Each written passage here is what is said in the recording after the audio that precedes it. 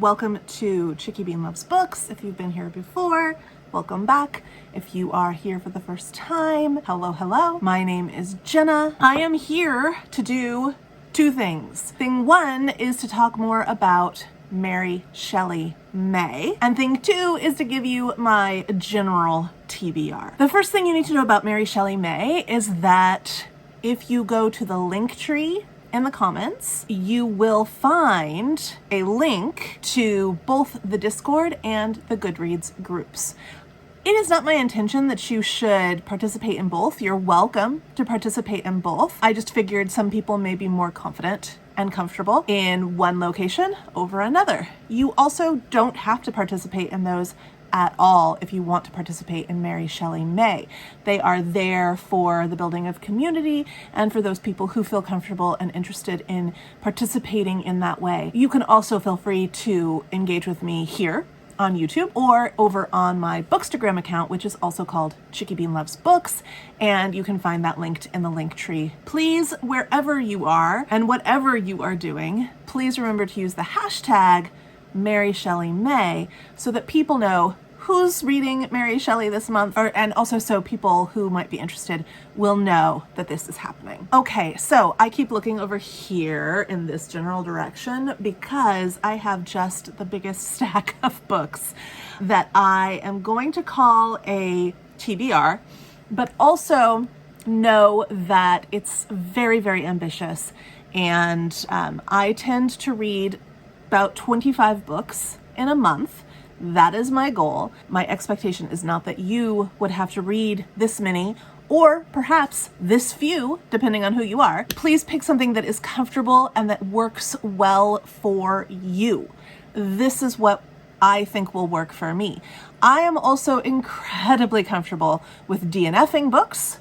I don't know how you feel about that, but know that that's cool with me. And I am also very comfortable with saying, this is my TBR, and then not actually getting to everything on my TBR, or changing out books that might come to my attention later on in the month. Nothing is set in stone. Part of the joy of being in this bookish community is the planning. I love the planning. Please, please, please don't feel daunted by the amount of books that I am about to show you. Be inspired. I have tried to pick a TBR for the month that will be both very appealing to me and inspirational for whoever may be thinking, I don't know what to pick for that bingo square. So here we go. The first thing that I want to mention is the group read. The group read is Frankenstein. I am going to be using the 1818 text. I do believe it is the superior text, but we can go to word wars over that if you want to, if you have strong feelings about a different edition. But I will be reading this one. You do not have to read this one with me. I was going to say read X amount of pages per week, but I'm actually not going to go that route. I want people to feel free to read at their own pace. So what I have done in both the Discord group and the Goodreads group is set up discussions, one where if you want to give spoilers, you can, and one where you should read around and see what people are talking about and not give spoilers, but contribute to the discussion that you find there. I want everybody to feel free to read at their own pace. This should be non-pressure, non-guilt, non-shame. If you don't want to read the group read, that's fine. Just know that if you're trying to work your way through the bingo board, then those center lines are not going to be for you, the diagonal ones as well, because this is the middle of the bingo board. Next, I'm just going to go through what I've picked to represent each of the reading prompts on the bingo board. There are movie prompts. I'm not going to go into that. You can find those on your own. There are craft prompts. I'm not going to go into that. Playlist prompts. I'm not going to go into that. All of this to say, I'm going to focus only on books today for the bingo prompts. If I keep looking down, it is because I have my computer here in front of me so that I don't get lost. Let's just dive into this. So the first one I'm going to talk about is a bio of Mary Shelley, and I have two that I am going to read. I've read most of the adult-focused biographies of Mary Shelley. If you're looking for one, I highly recommend Romantic Outlaws. That will complete two different prompts for you on the bingo board because it is also a biography of her mother, Mary Wollstonecraft Godwin. So if you want to go that route, you can knock two squares off the bingo board at a time. I'm not going to go that route. Instead, I am going to, because I've already read it, I'm going to read two different children's books. It amuses me to no end how very many picture books and children's books and chapbooks there are about Frankenstein and Mary Shelley when I think about the actual content and messages of this story. But there are so many magnificent and beautiful children's books about Mary Shelley's life, and I have two of them. I have Through the Tempest, Dark and Wild, A Story of Mary Shelley by Sharon Darrow and illustrated by Angela Barrett, which I will be reading. And just so you can get a feel for this, the text is quite ambitious for a children's book, but perfect for my purposes. I'm excited about that one. I'm also going to read She Made a Monster, How Mary Shelley Created Frankenstein by Lynn Fulton and illustrated by Felicia Sala or Selah. And this has a little bit less text, but I love the pictures in here. So I'm excited to read both of those and to see how artists and children's book authors have framed this story of her life, which is quite crazy and wild, and framed it for children. So I'm curious about that. Next, I am going to show you a couple of books that I am considering possibilities for the complicated marriage slot on the bingo board. I also have to read all three of these books for other purposes on my TBR, so they will be read, but I could count any one of them for the complicated marriage slot. So the first one is one of the books I bought for my birthday that I've been working into my pile, my TBR piles all year long, and that is Our Story, a memoir of love and life in China by Rao Pingru. And I just love the construction of this book. And what you find in it are these beautiful drawings that he did after his wife's death. And what I really love is that at the beginning it shows them as young people, and at the end it shows them as elderly people. And they've been together through all of this in between. I'm really excited to read this, but I'm sure that culture and history and possibly personality and circumstance, I don't know, make it a very complicated marriage. So I could count this book. I will be reading it no matter what, but I could count that one. I also have Hamnet and Judith. Now, this is the Canadian title of the book Hamnet by Maggie O'Farrell. It's the same Hamnet that everybody knows and loves and has read, except for me. It's just that I happened to get this from Book Outlet, and it's the Canadian copy, and thus it is called Hamnet and Judith. This, I believe, from reading the back, or not the back, but the flap, will count for a complicated marriage story. And I have to read it. You can see I've already marked out my daily reading pages, but I have to read it because I was supposed to read it in February and I didn't get to it because February was a wild month. So it's one of those books that I've rolled over into a later TBR. So I need to read this one, and I think it would count as complicated marriage. Then this one is a bit of a stretch, but there are relationships and marriage in it, and everything is complicated. This is A Midsummer Night's Dream, which I need to read anyway because it is my Shakespeare reading comedies group pick of the month. So I'll be reading this anyway, but I do think that I could count this, if I chose to, for my complicated marriage square. Now, horror. So originally I had planned on reading and revisiting House of Leaves, which I started last summer, and just could not focus on. There was too much going on, and I've never picked it back up again, but I have it there. It's in the back of my mind. I want to read it this year. And originally I was going to do it for this one, but then I thought, you know what? This stack is just too big.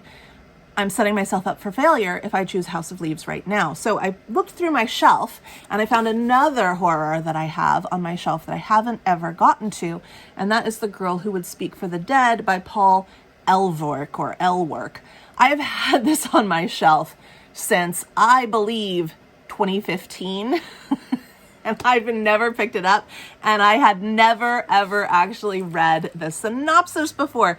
But it's about spiritualists in the 1930s, 1920s, 1925. It's got some haunted houses, speaking to the dead, seances, stuff like that. I don't know, there's a mystery. I don't know if it's going to turn out to be an actual horror novel, but it'll be a thriller and it'll be scary, and I'm going to count it as my possible horror novel choice on the bingo board. Next we have The Year Without a Summer, and I am going to actually order this book. I've wanted it. I'm going to get The Year Without Summer by Guinevere Glassford. I believe this is fiction, but it is going to tell the story of the impact of the year without a summer. But in Iceland, a volcano went off and it kind of threw everything out of whack in the year 1816, somewhere around there. But that's the summer that Mary Shelley, Lord Byron, Percy Bysshe Shelley, Claire Clairmont, that doctor, they were all in that villa challenging each other to write ghost stories, and it was a dreary, awful, cold, freezing summer, and they didn't get the kind of stay that they were hoping for. But it's going to talk about the impact of that on the world, on agriculture in general, on humanity, and the climate, and creativity, apparently. But I do believe it is fiction. It's a fictional exploration of all of that.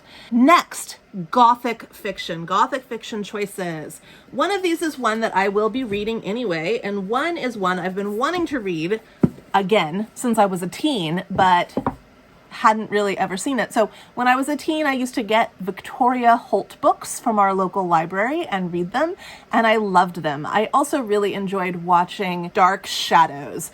I loved watching the Dark Shadows soap opera. Not the Johnny Depp thing didn't exist yet. It was the old TV show, a lot of them in black and white.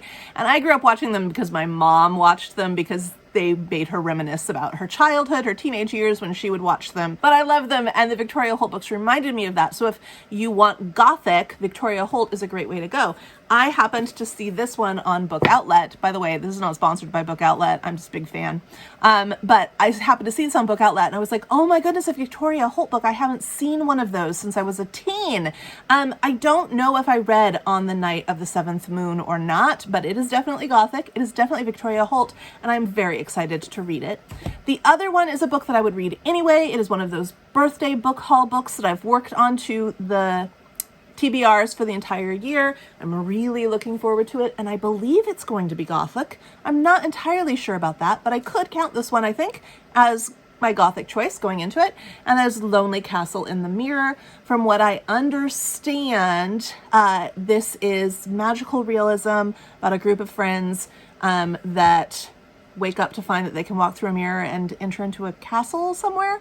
I don't know. I'm excited about it, and I think that it has just one of the most beautiful covers ever. Next, for a biography of Percy Bysshe Shelley, I'm getting this from my library.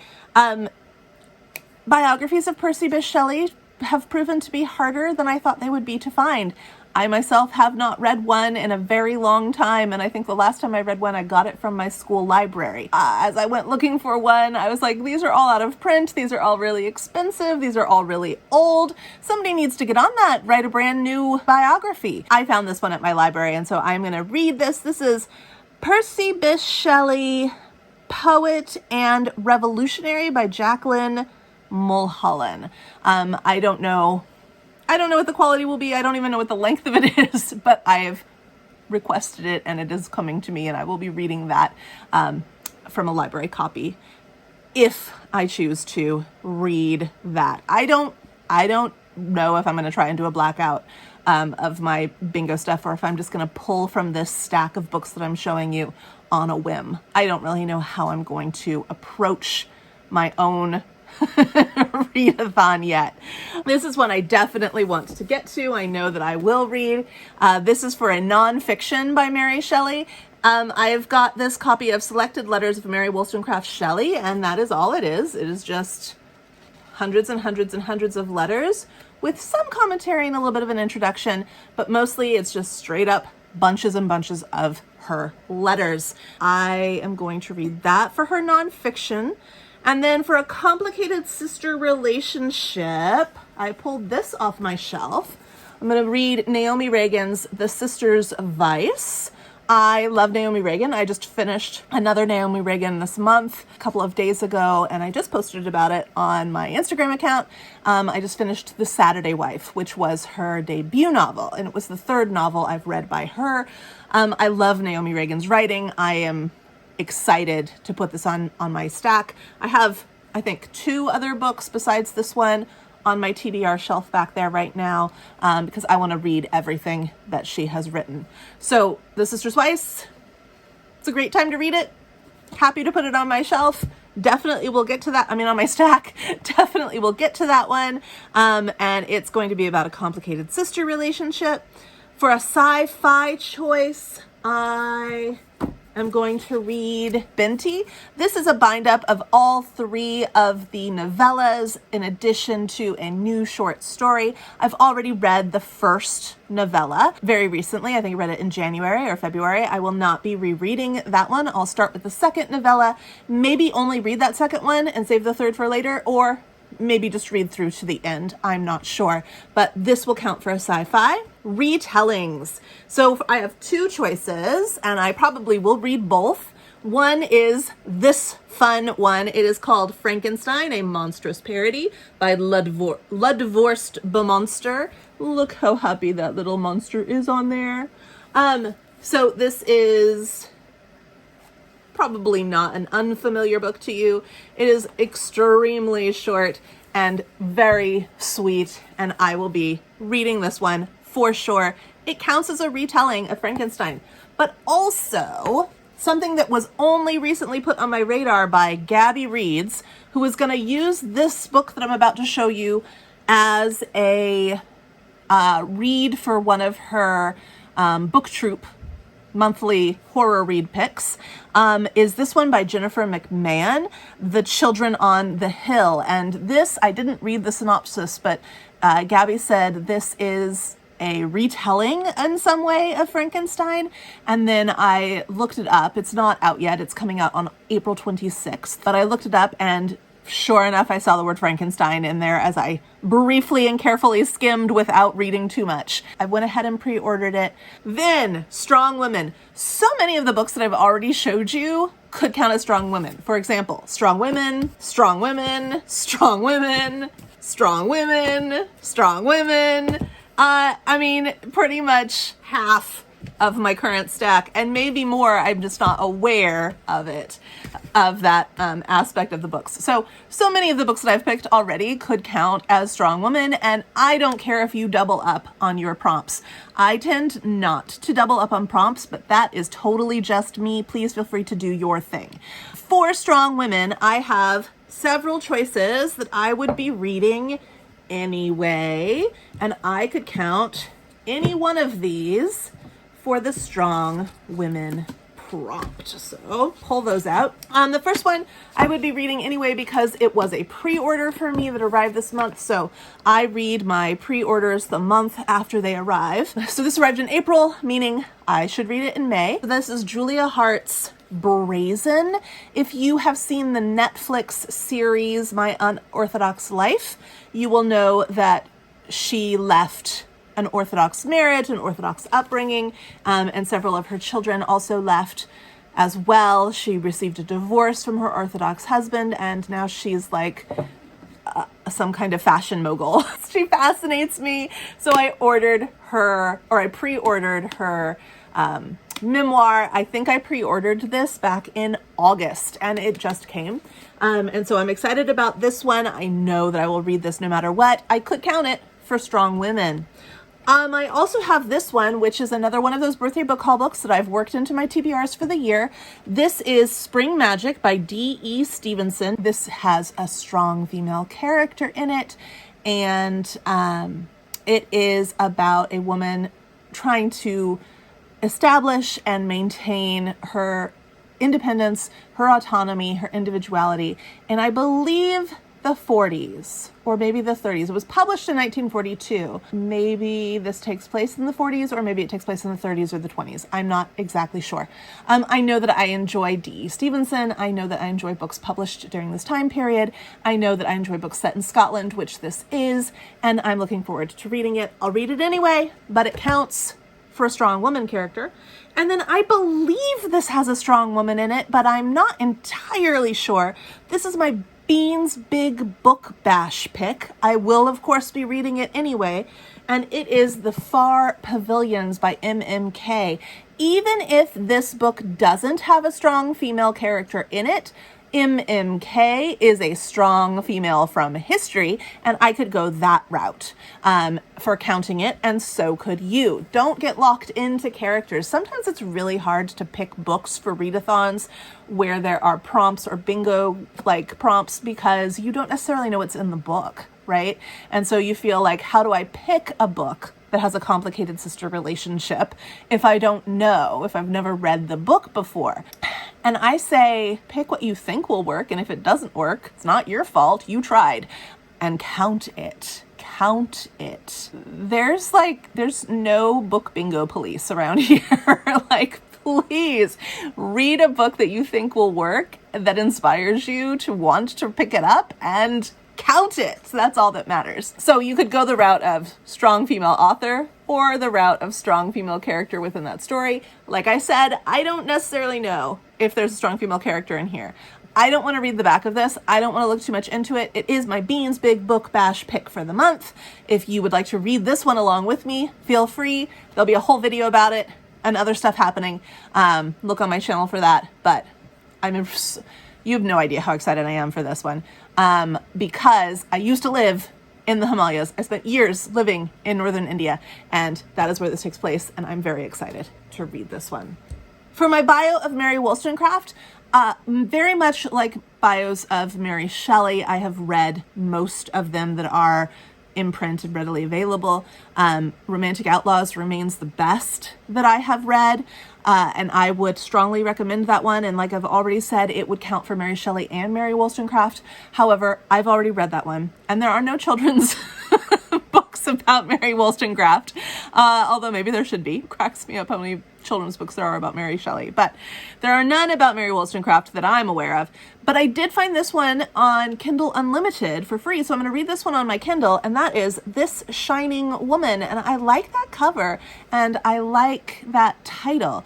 So I'm hopeful that I will really enjoy this biography as well. So this is a biography of Mary Wollstonecraft Godwin, who is Mary Shelley's mother and the writer of The Vindication of the Rights of Women, among other things. I've never heard of nor read this before. I have access to it for free on my Kindle, so although I'm not a huge Kindle lover, like, I don't hate Kindle, I just really like the process of flipping the pages. I like a physical book, but I'll happily read this on my Kindle. For my other fiction by Mary Shelley, I'm pretty limited in this because I want to read something I haven't already read by Mary Shelley, and that leaves me with only 2 fiction choices because I have already read all of her other work. So I did end up going with the slightly controversial Matilda. This is super short, with pretty big writing. It's more like a novella, but it is a fiction work, and it is by Mary Shelley. And I say controversial because it centers around, and I don't exactly know how, but it does center around an incestuous relationship. I don't exactly know how that's portrayed. I doubt it's like cousins or something, because that would have been acceptable in 1800. So I don't know, it was shocking then. I think it's still shocking now. It's not one that a lot of people read or recommend people read. And so I'm curious and trepidatious, but I trust Mary Shelley, so I'm going to go into it. And then for a dual timeline, a book that I was going to read anyway this month because I need to, because I didn't read it in February. I love this author and I love her books and I love her dual timelines and I'm so excited to read this. I just didn't have a chance to read it in February, so I worked it onto this month's pile, and that is The Magnolia Palace by Fiona Davis. I don't know what this one is about. I never know what they're about, and I love every single one of them, and that probably, knowing her previous books, could also count for Strong Women. And then for contemporary, so this is meant to be a contemporary of Mary Shelley. So I have a couple of possibilities, and they are all different, and they interpret this prompt differently. So first, I have a book that is not written by a contemporary of Mary Shelley. It is about Mary Shelley and one of her contemporaries, Ada Lovelace, who is Lord Byron's daughter. And this is middle grade fiction, and it imagines that Ada Lovelace, who is Lord Byron's daughter, and Mary Godwin, who eventually marries Percy Shelley and becomes Mary Shelley and writes Frankenstein, that they are friends and that they work together and they solve mysteries. Now, you may be wondering about age difference. Please know that Mary Shelley was very young when she ran away with Percy Bysshe Shelley, who was an adult man. If you are unaware of their love story, then you're in for some fun reading when you read that bio of Mary Shelley and of Percy Bysshe Shelley. So just keep that in mind. Lord Byron is Percy Bysshe Shelley's very good friend. I don't know if we could say best friends, but they understand each other and they have similar issues. Also, there's probably an incestuous relationship in Lord Byron's life, which may, I didn't think of that until just now, have influenced Matilda. How interesting. I hadn't thought about that. I digress. But in this, Lord Byron's daughter, who becomes estranged because Lord Byron is a jerk, his daughter is a little bit younger, just a few years younger than Mary Shelley. Yeah, I mean, we can unpack all that later. But the premise of this series of books is that Ada Lovelace and Mary Godwin are friends and they solve mysteries around London. And so that could count for the contemporary. I could also read a contemporary writer, meaning I could read Percy, I could read any of the romantics, and the romantic period is huge. And Mary Shelley wrote well into her adulthood. Poe was a romantic writer and a contemporary of Mary Shelley, even though he wasn't, I don't believe, born when Frankenstein was written, right? So you have a large scope. But another contemporary of Mary Shelley, who published before Mary Shelley published Frankenstein, and who died very shortly into Mary Shelley's writing career, but is still a contemporary of Mary Shelley, would be Jane Austen. I could read Pride and Prejudice because this is a contemporary to Mary Shelley. There is no indication, by the way, that Mary Shelley ever read Jane Austen or enjoyed her. And if you think about Mary Shelley's life, that may make an awful lot of sense. I could also read a biography of a contemporary of Mary Shelley. L.E.L., The Lost Life and Scandalous Death of Letitia Elizabeth Landon, the celebrated female Byron. So I could read a biography of someone who was a contemporary of Mary Shelley. I could read a book written by a contemporary of Mary Shelley, or I could read a book that takes place in a contemporary time to Mary Shelley. Lots of options, lots of ways to interpret all of these prompts. By the way, I probably will read this one and this one. I love Pride and Prejudice, but I probably won't have time to pick it up. For the Read Harder Challenge, the Book Riot Read Harder Challenge, I do read through the Read Harder Challenge with friends every year. And this month I would be reading a political thriller written by a person of color. And so I have chosen to read Stacey Abrams' While Justice Sleeps. I do not read political thrillers ever. So we'll see how this goes for me, but it's a book that I was going to read anyway, and it's a book that ended up on this stack and fulfilling something for my bingo board, and I have just 3 books left. This is for socially marginalized people, and my first choice for this is Mad Mary Lamb. This could also work as a contemporary of Mary Shelley. This could work as a strong woman. This could work as, I guess it's not sisters, but maybe you could skew sisters into siblings. I don't mind if you do that, but it could work as a complicated sibling relationship. But it also works as marginalized characters because apparently Mary Lamb, who with her brother Charles wrote the children's rewriting of all of the Shakespeare plays, Lamb's Shakespeare, and other children's books. And we're very good friends with the Godwins. And I believe were published by Godwin, who is Mary Shelley's father. She kills her mother, and I don't know the circumstances or the story behind that. And she's in and out of insane asylums her entire life. I would read this for marginalized. This is my number 1 choice. I've had this on my TBR for a billion years, and I'm excited to finally pick it up. Now, I have 2 books left, and they are both books that I would be reading anyway. Each month of the year this year, I'm doing a reread of a favorite, and so my reread is Catcher in the Rye, also marginalized, and my Agatha Christie, I'm reading all of Miss Marple.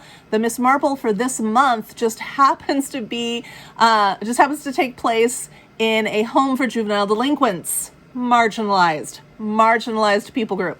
So that is it. That is my entire, have to read it TBR for the month, as well as my Mary Shelley bingo board possibility pile TBR for the month of May. And I hope that what that has really done is not only shown you what I plan to read and exposed you to some books, but also that it has inspired you to think outside the box when thinking about reading for Mary Shelley May. A month is a long time, and if you want to deep dive into and only focus on very exclusively Mary Shelley determinant literature, please do so. Please do so. I am more interested in seeing how themes in her life and in her work are dealt with in other works and in other genres. So I look forward to this month. I am very excited about it. I've been wanting to do it for a really long time. I'm excited to get Mary Shelley some more love in the world. I am excited because some people have said they're going to join me, and that's exciting. I'm excited because that's exciting. Okay. That's like a Duolingo sentence. I'm excited because it's exciting. I am excited, and I hope you are too. This is my TBR. As I said last month, I'm trying to post my TBRs closer to the beginning of the month anyway, but I wanted to get this one up in the middle of the month for certain, so that you could see how vast and varied your reading can be this month, even though the theme of the readathon is Mary Shelley. I guess that's it. Let's go read.